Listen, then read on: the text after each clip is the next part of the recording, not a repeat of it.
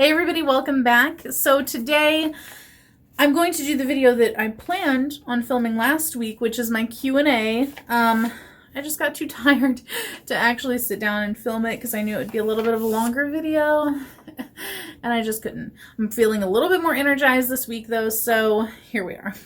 So I have my list of questions here. Thank you to those of you who submitted questions, and we're just going to dive right on into this. First up is from Jackie, and she has a couple questions. Hey, girl. So her first one is, how did you and your husband meet? And we met whenever I was in college, and we met in the city of Chicago on a city bus. It was the middle of the night pretty much. I think it was like 1 a.m. or something like that. And we're riding the bus. It was just me and then him and his group of friends on there. I didn't know them at all. And I was coming home from a party. I was just really over it. All I wanted to do was go home and just get in bed. And his friends are being quite rowdy on the bus. And it was just not a good time for me. I was really annoyed. I just was not with it. I was not down with all of their like shenanigans. So I was sitting over there total like resting bee face, and he came over and apologized for his friends being rowdy and stuff. And he's like, I'm kind of the designated driver tonight, just trying to make sure that they get home, and they're all acting crazy. And I was like, okay, thanks. Like just not having it at all. And he just kept talking to me, and eventually before I got off the bus, he's like, hey, can I get your number? And I was like, sure, whatever. And I gave it to him. I gave him my real number thinking that like, it's not like he's ever going to call anyway. And then he did. And he asked me out on a date, and the rest is history. Next up is, how did you get the name Fogo? And Fogo is the name of our 10-year-old Pomeranian. The first couple days that we had him, he did not have a name. We didn't know what on earth we were going to call him. It was our first dog, like, together. And we just had no idea what to even do. And my husband was walking down a street in Chicago, and he walked under this sign for a restaurant that said Fogo to go. And we knew that like Fogo had something to do with like, fire roasted kind of food, and there's also like Fogo de Chao that we had also been to, and was one of the restaurants that we liked and stuff. And he's like, what do you think about Fogo? And I was like, well, let's see what it actually means before we pick it. And we looked it up, and it basically just means fire in Portuguese, which is pretty perfect because he has a fiery personality, and he's also like this sable color that's kind of fiery looking. He's kind of orange and white and stuff, so worked out perfect for him. So the next one is a very similar question from two different people, Fatima and Country Me One. I hope I'm saying that right. But they both basically asked, what are my future plans? And like, where do I see myself in 2 years and stuff like that. So now that you guys have seen the big announcement, you know that I'm currently pregnant. So that's a big part of the future, is that we will have a little family. And within the next 2 years, we will more than likely be completely done with trucking. After that, by the time that the next 2 years rolls around, we'll probably be either currently pregnant again or trying, because I'm not getting any younger and I need to get on top of that because we want to have like 2 to 3. And so I got to get on top of that. So we're going to do that. And then we will get jobs around here where we're just home every day and, do that. And depending on how things go after the birth, we may be done with trucking sooner. Or may go back to it for a couple years. So it just depends really on how everything goes. We're leaving our options open with that. Next up, we have some questions from Ashley. How long have you been married? We've been married for 6.5 years now. And we've been together for 14. It's been a long time. Do you and your husband get on each other's nerves when you've been working together too much? Kind of, but not really. So we don't really fight a whole lot, like in terms of, just like bickering constantly or anything.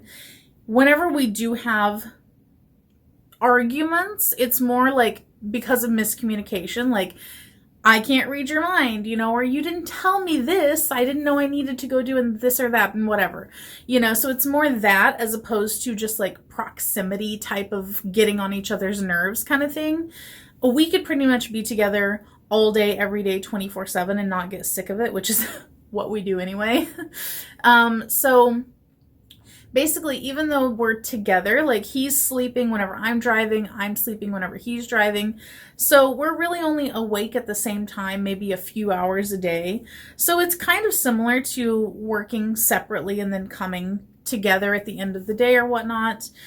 So it's really not bad. And we just enjoy being around each other. We don't get sick of it. And then she says, what is your favorite primer? My favorite primer, and has been for a little while, is the Too Faced Hangover RX primer. I don't know what the rest of the name is, but you guys know which one it is. The Too Faced Hangover RX primer. And then the last set of questions, there's quite a few, is from Alicia. And she's really getting on in there with them. So thank you. This should be interesting. If you weren't driving a truck, what would you be doing? So if I hadn't ever drove a truck, period, I have a feeling that I probably would have went back to school to be a vet because I really wanted to do that, but at the same time, I don't think I would have been any good at it because I just can't stand the whole like animals not being okay kind of thing. I don't think I could do it. Especially if you have to like give bad news or something. I just, I like the thought of being around them. I like the thought of like cuddles and pets and blah, blah, blah. But actually having to like cut them open, no. Nope. And once we get done with trucking, we plan on getting our nursing degrees and both of us doing that. My husband's family has a lot of nurses in the family, so we kind of are aware of like what's involved and like career paths and stuff like that. So that's more than likely what we're going to end up doing after trucking. So did I answer that one? Hold on. Yes. What do you think is most important to you? So most people would say like family is the most important thing, and it is, but to me, I feel like the most important thing is financial security, because both of us came from families that weren't like super well off or anything. And I know what it's like to not have the things that you want, like we weren't like in poverty by any means, but there were definitely times where everyone else in school is getting this or that and I didn't because we didn't have the money to do it, so I don't ever want to be in the position where, we have to be in fear of our house being taken away or cars repossessed or anything like that. I don't ever want to be in that position. So to me and to my husband, financial security is the most important thing. Creating independent wealth is the most important thing, because as much as you may care for your family and you feel like they're the most important thing, how important are they really to you if you're not able to provide for them? When we're both able-bodied people, there's nothing holding us back. So I feel like we have zero excuse to ever be in a situation like that. So to us, that's the most important thing, because that's the thing that's actually going to allow us to provide for our family and have a better life. So yeah. What's one thing in your life you wish you could have done differently? Going to a 4-year college for a degree that didn't mean much. Now, if you're going to like medical school or law school, or engineering schools, like STEM type of things, yeah, definitely a 4-year college is necessary and helpful. But I feel like if you're going to a college for like women's studies or, like art history or like liberal arts type of things, like these are all things that you could learn from your peers, like the people that have been in the industry, the people that have been doing these things. Like, I really wish that we would go back to more of an apprenticeship type of society, because we're wasting so much money on education that is not really providing much for the people that are getting the education. So even though I do have like a business type degree, it's literally nothing that I couldn't have learned just from working my way up from the bottom at a company. Literally nothing. I feel like I learned more in high school than I did in college, and it was a huge, huge mistake to waste all that money and time on doing that. If I had it to do over again, I would go to community college, I would get a nursing degree, or I would get a certification or something in like a trade that I could get out of college within like 6 months or a year, or at the most 2 years, and immediately start working and earning money, because I wasted a lot of time not really earning any money to get out of school, not be able to get a job in my career, and then still not making as much money as I was promised to make. So it was not a good decision on my part. So there. Are you close to your family? I'm very close to my chosen family, meaning like my husband and our dogs. To me, that's like our family. In terms of like extended family, I don't go home that often just because of our work schedule and stuff. So I'm not as close to family back home as I used to be whenever I lived back there. I still talk to my grandpa a lot, and grandma's gone. But for the most part, I just am not able to be back there as often as would really need to be to foster those like relationships long term and stuff. So while I like seeing them whenever I go back home, we don't really keep up a whole lot whenever I'm not there. So yes and no. Have you ever struggled? I'm struggling with my words right now. Have you ever struggled with your mental health?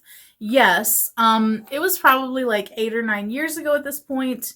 Definitely had a rough year. It was a dark year.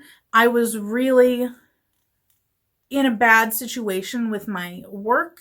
It was a very toxic environment. And then to add to it, in order to try to get away from that environment, I was allowed to work from home, but that meant that I basically was inside all day long with no human interaction. And it was also not a good thing. And it just really, it was not ideal. It was not good. It was definitely a situational type of mental illness or mental health situation, as opposed to a chemical imbalance type of thing. And I don't really talk about it on here because my views on how to rectify those types of situations are not the most PC views. I feel like a lot of people would see them as like harsh or uncaring or unkind. But I just feel like in those situations, the thing that you need the most as the person in the situation is not to be coddled or, like told like, oh, everything's okay, blah, blah, blah. I needed to be tough with myself and to say, you are being absolutely insane. You got to snap out of it. You got to not allow things to affect you, and you have to stop thinking the things that you're thinking. And that is what finally got me out of it, is just literally pulling myself out of the swamp that I had put myself in. And I feel like a lot of people just don't want to hear that. You know, they want to hear that medicine is the answer to everything, or they want to hear that, you know, everyone treating them like they're special is the answer to everything. And it's just, in my opinion, in my experience in that situation, it's just not. And I was in a very not good situation, and I came out of it on my own. So I think a lot of people need to just buckle down if you are in a situational type of situation as opposed to a chemical situation. Switching gears. Favorite foundation? I have a couple. One is the powder foundation, the Tarte Confidence Creamy Powder Foundation. It is discontinued though, and I have just hit pan on the last one that I have, which is a bummer. I have recently tried out the Burt's Bees one though, the Burt's Bees Powder Foundation, which was a recommendation from one of you guys, and it's working okay so far. I need to work with a little bit more, but it is quite similar. And then my other favorite like liquid one is the L'Oreal Infallible Pro Glow, which is weird since I have oily skin, but the Pro Glow looks so much better than the matte one. And that's the one that I'm wearing today, even though I have all these breakouts. Ignore those. Otherwise, though, it looks nice and healthy and fresh on the skin. And then the last one, which is very like, let's really get into this, is do you consider your life average? I really like that question because it's not something that really, I don't think anybody has ever asked me that question.